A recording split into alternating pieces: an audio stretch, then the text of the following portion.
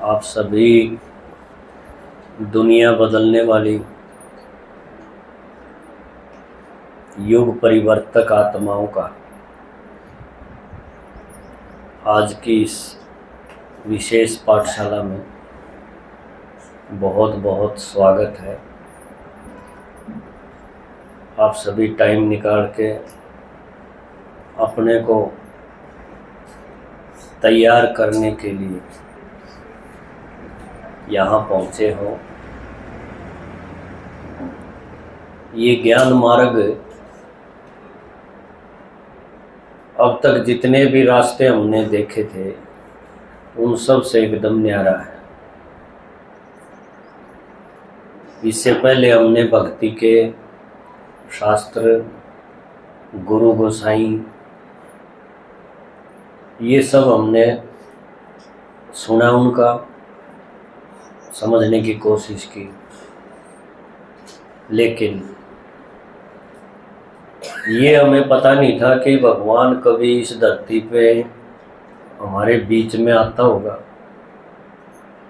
हालांकि कहानियाँ सुनते आए, अलग अलग कथाओं में भगवान का जिक्र जरूर मिला और हमारी भावना श्रद्धा भी बनी, तो काम ही ऐसा करके गया था जिसको बार बार सुनने का दिल करता है। तो कहीं रामायण के पाठ, कहीं भागवत की कथाएं, ये हमने खूब भक्ति में की और अनेक जन्म की, एक जन्म नहीं, बहुत जन्मों तक ऐसे करते करते यहाँ तक आ गए। अब अचानक भगवान का इस धरती पे जो आने का पार्ट है उसका हमें पता चला। हो सकता है आप में से कई नए हों, उनको अभी इस बारे में परिचय नहीं होगा, लेकिन जो उससे मिल चुके, उसकी सुन चुके, उनका जीवन पहले जैसा नहीं रहेगा, केवल सुनने से फर्क पड़ जाएगा। बाबा यानी भगवान थोड़े समय के लिए हमारे बीच में इस दुनिया के नाटक में उतरता है, अवतरण दिखाते हैं। उसका अवतरण किसी और का नहीं हो सकता। आत्माएं तो और भी हैं, देवात्माएं हैं, महात्माएं हैं, धर्म पिताएं हैं, लेकिन उनका अवतरण नहीं होता। अवतरण माना माँ के गर्भ से जन्म नहीं होता शिव भगवान का। बाकी जितने भी हैं मंदिरों में देखे हमने, जिनकी कथाएं सुनी, उन सब का जन्म कैसे हुआ? माँ के पेट से। जैसे आज भी हो रहे हैं ना, उनका भी ऐसे हुआ। लेकिन देवताओं के जन्म में और आज के जन्म में फर्क क्या रहा? वो फर्क जो है हमें पता नहीं था। मूर्ति तो देखते थे, फोटो देखते थे, पर किसी भी देवता के सिर के पीछे आपने एक चक्र देखा हो, उसका फोटो देखेंगे ना देवता का, तो आपको उसके पीछे मंदा कर, उसके पीछे एक चक्कर मिलेगा। वो चक्कर क्यों है, उसका क्या मतलब है, ये भक्तों ने कभी विचार नहीं किया। हमने भी नहीं किया था पहले। भाई कोई ऐसा बना दिया होगा, सुंदर दिखाई दे इसलिए बना दिया। उसके कई हाथ क्यों हैं, कईयों के मुंह भी बढ़ा दिए, 4-4 मुंह भी दिखाए, पर हमने कभी विचार नहीं किया।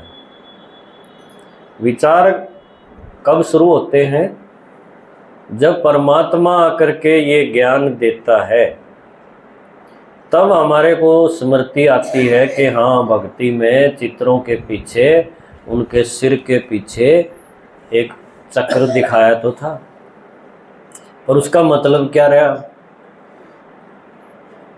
तो अभी पता चला कि देवताओं की जो दुनिया है उसमें आत्माएं जन्म तो लेंगी, पर उनका जन्म विकार से नहीं होता। अब ये चीज़ आज के साइंस वाले, डॉक्टर या और जो पढ़े लिखे उनके समझ में नहीं आनी, क्योंकि ऐसा एक भी जन्म तो हो नहीं रहा है ना, सारे विकार से पैदाइश है। तो एक शिव भगवान ऐसा है जो इस दुनिया को, जो विकारी दुनिया है, विकार की जो पैदाइश है, इस पतित दुनिया को बदल के ऐसी बना जाता है पावन दुनिया। पावन का मतलब है श्री कृष्ण जो है वो जन्म तो लेगा, माँ के पेट से ही लेगा, पर काम विकार से नहीं। इसलिए कहीं उसके मोर मुकुट दिखा दिया, मोर की पांख दिखाई।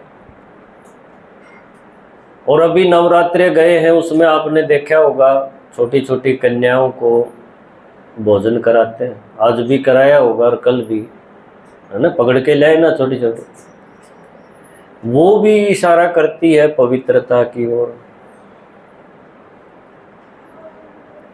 अब ये सारी बातें हमने भक्ति के शास्त्रों में इधर उधर सुनी तो, पर ये अंदर उतारी जाए, इनकी पवित्रता मेरे अंदर भी आ जाए, मेरे जन्म भी इस प्रकार के होने लग जाए, उसके लिए क्या करूं, ये किसी ने नहीं बता, कोई बता ही नहीं पाया। बताए भी कैसे, उसको पता ही नहीं ऐसी दुनिया भी होती है।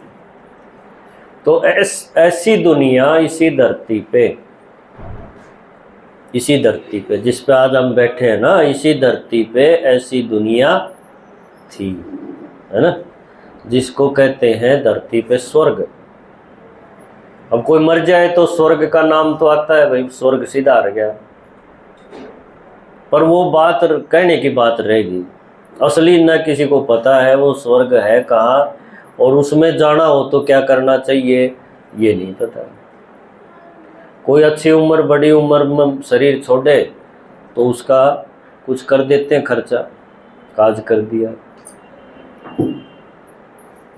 इतना सा रह गया, ये रिवाज रह गए। वो दुनिया जो थी वो दोबारा अब कैसे बन सकती है, ये किसी भी शास्त्र में, किसी गुरु गोसाई के पास ऐसा ज्ञान है नहीं। उसकी नकल पकड़े बैठे हैं, रिवाज पीटते रहते हैं और इसी में सोचते हैं कि कुछ ना कुछ कल्याण हो जाएगा। दुनिया नहीं बदलती इन रिवाजों से। दुनिया कैसे बदलती है, जब भगवान इस धरती पे हमारे बीच में आकर के बोले, जिसको गीता में लिखा तो था भगवान वाच, भगवान बोला, पर वो कब बोला, उसके बोलने से क्या हुआ, इसमें सूत उलझा दिया, इसलिए दुनिया बदली नहीं। गीता वही है, सब लोग पढ़ते हैं, लेकिन वही विकार, वही सारी चीज़ें आज भी कायम हैं, उनको नहीं छोड़ पाते। गीता सुनाने वाले भी, गीता पाठी भी, वो काम महाशत्रु है उसमें लिखा है, लेकिन उसको दृढ़ता से पालन करवाने के लिए किसी की ताकत नहीं।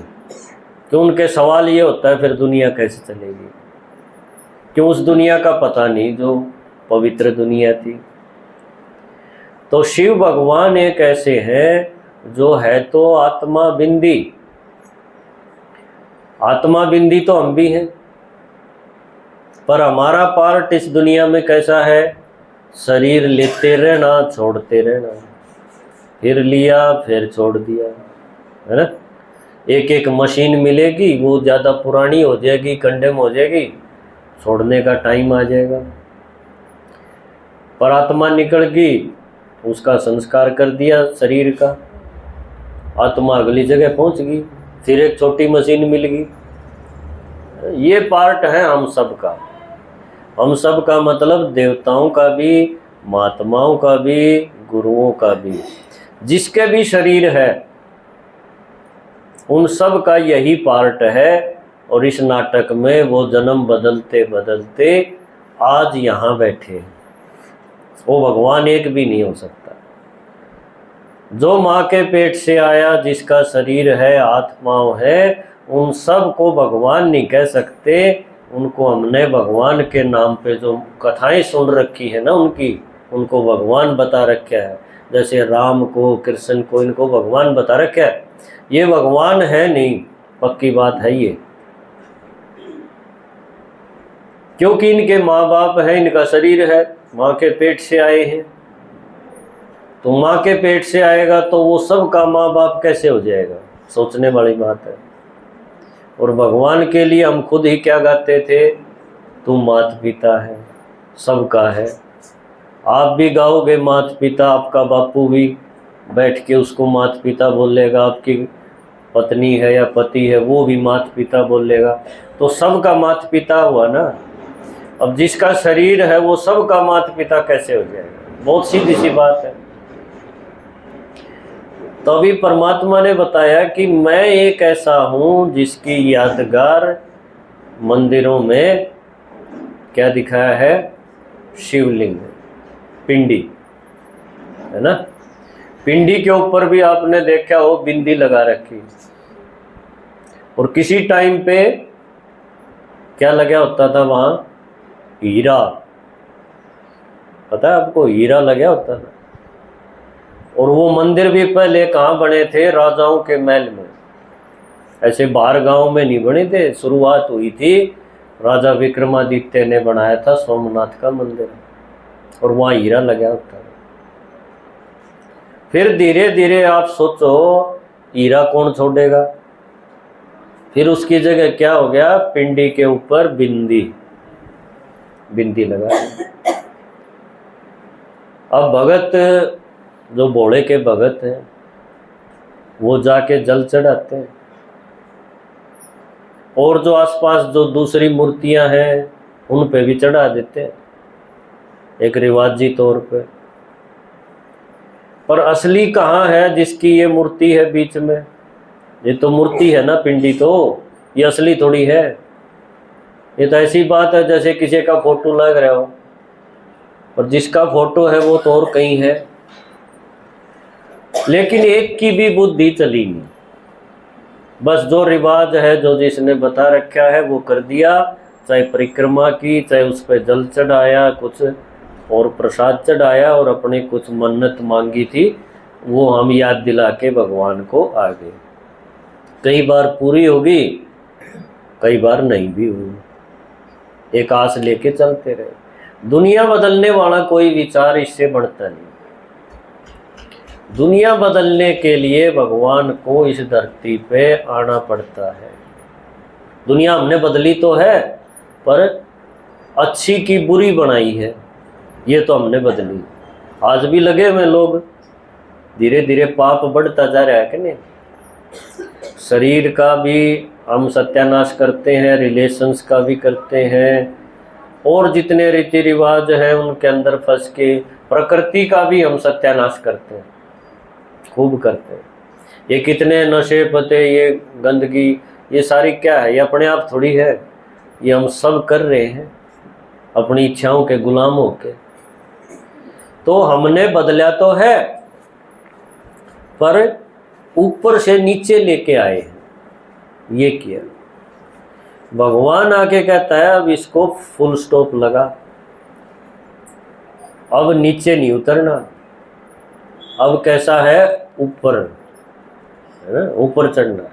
अब ऊपर कैसे चढ़े, तो हमारा पहला पाठ भगवान ने क्या बताया कि पहले तू खुद को जान। गीता में भी बोला था खुद को जान ले। और खुद को क्या जाने, खुद को पता है मैं फलाने की माँ हूँ, उसकी घरवाली हूँ, ये तो पता है ना, सबको पता है। किसको नहीं पता हाथ खड़ा करो, एक माता हाथ खड़ा करो। ये नहीं है परिचय, ये तो हर एक जन्म में एक शरीर मिलेगा तो आप किसी के कुछ ना कुछ तो बनोगे नहीं। पर ये तो नाटक है, नाटक के रिश्ते हैं। नाटक के रिश्ते पक्के थोड़ी हैं। जिस दिन ये ड्रेस उतारोगे, शरीर उतरेगा, आत्मा जाएगी, तो फिर यहाँ क्या रह जाएगा, एक फोटो, उसके माला टंगेगी बस, और क्या होगा। वो जाके कहीं और जन्म लेगी, फिर नए माँ बाप नहीं होगे, नए भाई बहन हो गए, भाषा भी हो सकता है नई सीखनी पड़ जाए। मान लो बंगाल में चले गए तो फिर वहाँ की भाषा होगी, हरियाणवी थोड़ी बोलोगे। तो ये तो नाटक के रिश्ते हैं। नाटक के रिश्ते और असल में बहुत फर्क होता है। असल में तो हम क्या हैं, सारे आत्माएं। बस ये दृष्टि हमारी पक्की हो जाए, इसी को बोलते हैं तपस्या। इसके लिए जरूरी नहीं आप एक जगह बैठो और फिर ऐसा बनो ना। ये राजयोग की पढ़ाई 24 घंटे चलने वाली है। हठ योग की तो है थोड़ी देर बैठ के मेडिटेशन योग सीख लिया जो बताया है और फिर अपना उसी धंधे में फिर लग गए, ये हठ योग है जो दुनिया में कई सिखाते हैं। राजयोग क्या है? एक समझ है। समझ किसकी? पहले खुद की, कि मैं इतने बड़े शरीर में इस रथ में बैठी हुई आत्मा रथी हूँ। रथ खत्म होगा, रथी खत्म नहीं होगा। रथी चला जाएगा तो ये क्या हो जाएगा? अर्थी। बोलते ना कोई मर जाए तो अर्थी।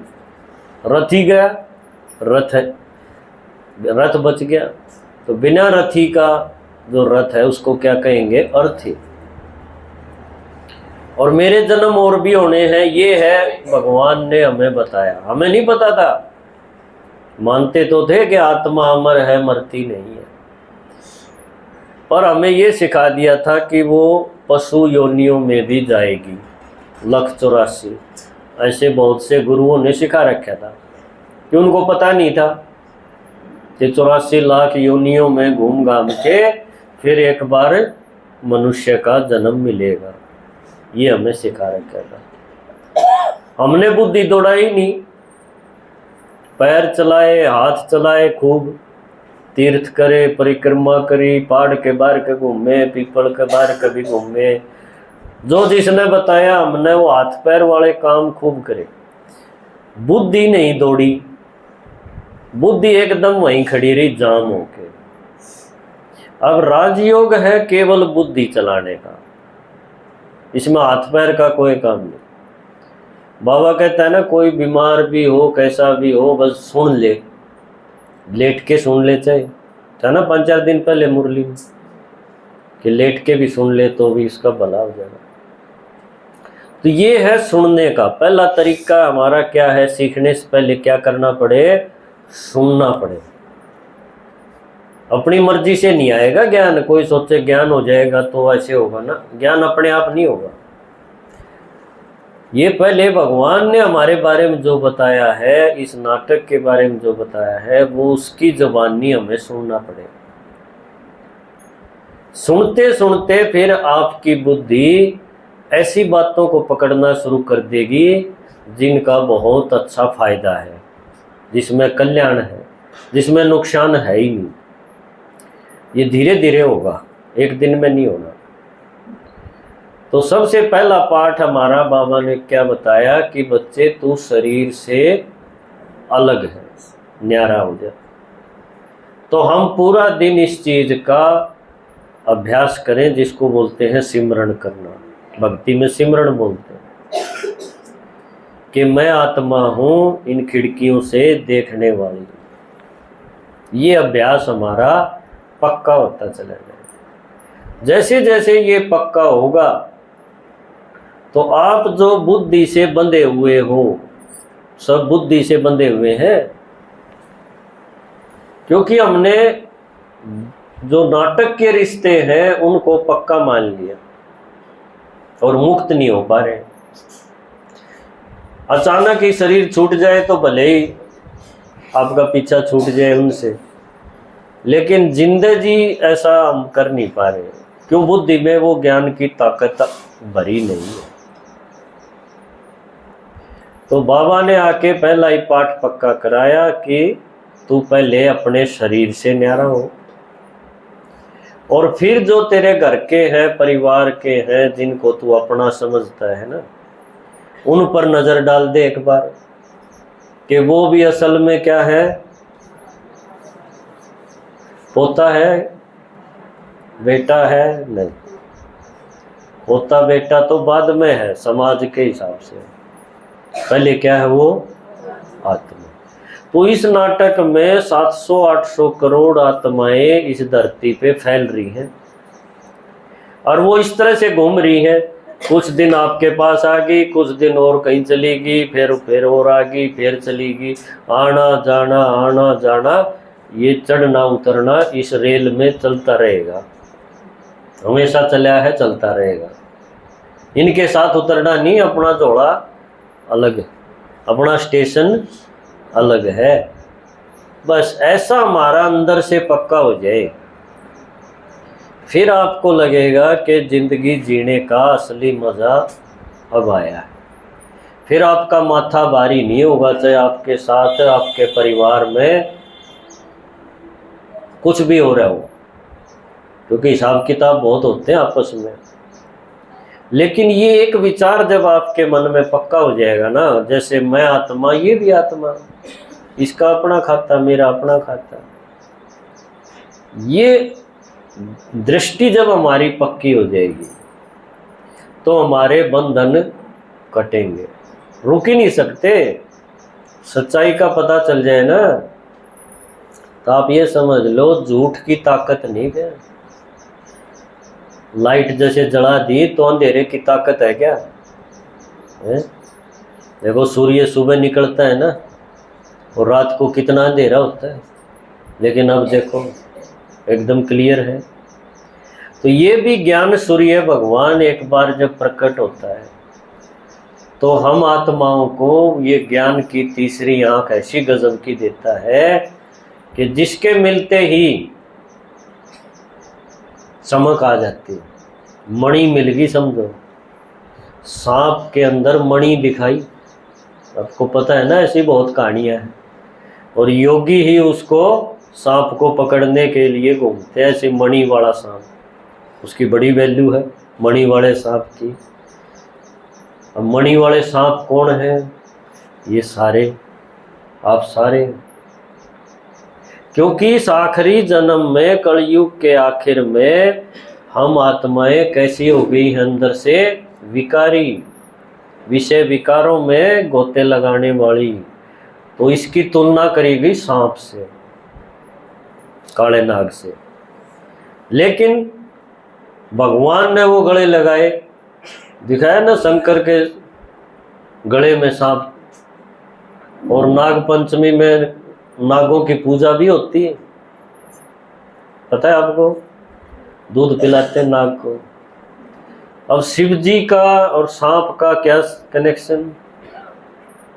तो भगवान ने बताया, मैं जिस टाइम इस धरती पे आता हूँ तो तुम सारे मेरे बच्चे विषय विकारों में गोते खा रहे हो, इसलिए तुम्हारे लिए कहानी में सांप दिखाने पड़े।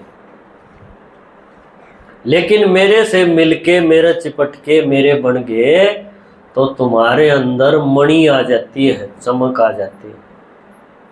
मणि और कुछ नहीं, आत्मा जो बुझी पड़ी थी, जिसमें ज्ञान की ताकत नहीं थी, कोई शक्ति नहीं थी, ज्ञान मिलते ही शिव जी का ज्ञान, वो ज्ञान नहीं कोई सोचे गुरु गोसाई या शास्त्र वाला ज्ञान, जीरो, उससे कुछ नहीं होना। कौन सा ज्ञान चाहिए? शिव का, तो बिना शरीर वाला है ना, उसका ज्ञान चाहिए। उसका ज्ञान मिलते ही आत्मा के अंदर चमक आनी शुरू हो जाती है, सच्चाई का उसको पता चल जाता है, फिर उसको कोई बांध नहीं सकता। तो ऐसे सांपों की फिर शिव के साथ पूजा होती है। बात समझ आई? दूसरी कहानी में रामायण में जैसे दिखा दिया, राम ने बंदरों की सेना ली, दिखाया कि नहीं? उसमें भी मतलब यही है कि भगवान जब धरती पे आया था तो आदमी कैसे हो गए थे? विकारी। वहाँ विकारी को सांप नहीं दिखाया, बंदर दिखा दिया। तो बंदर में भी 5 विकार हैं, है कि नहीं? सब काम क्रोध लोभ मोह अहंकार।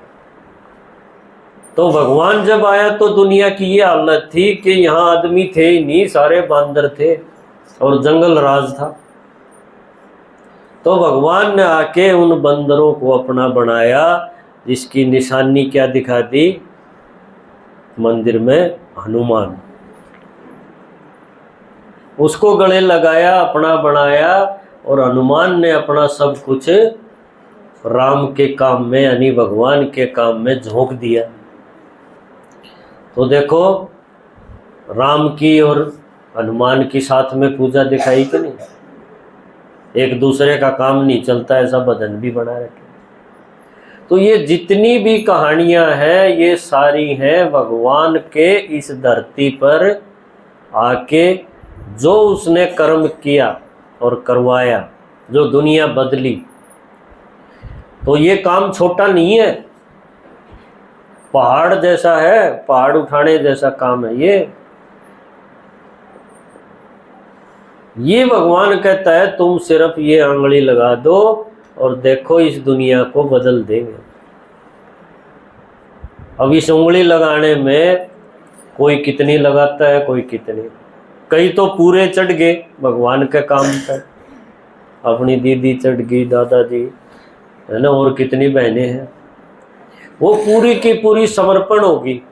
उन्होंने बोल दिया मैं कुछ नहीं करूं और दुनियादारी मुझे नहीं चाहिए, मैं हूं शिव शक्ति।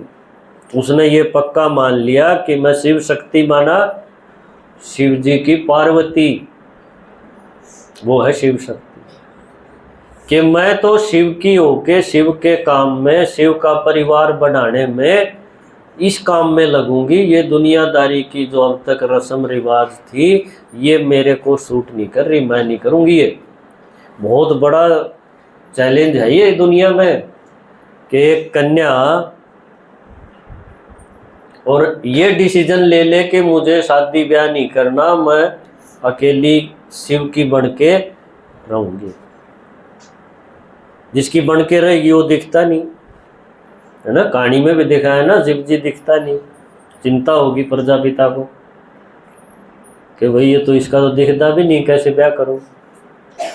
तो ये संकल्प जिसने लिया समर्पण के लिए, उसकी फिर नवरात्रों में पूजा शुरू होगी।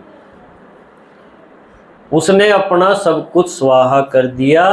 और खुशी की बात आज ये है कि आज हमारी दीदी का क्या है, समर्पण एनिवर्सरी है ना। तो ये समर्पण एनिवर्सरी जो है ये आप सभी आज जो इतने सारे बाबा के बच्चे आए हो, तो हम दिल से उनको आज दुआएं देंगे, बधाई देंगे और उन पार्वती के साथ हम भी उन जैसा बन के और शिव से अपना भाग्य लेंगे। ठीक है, ओम शांति। अब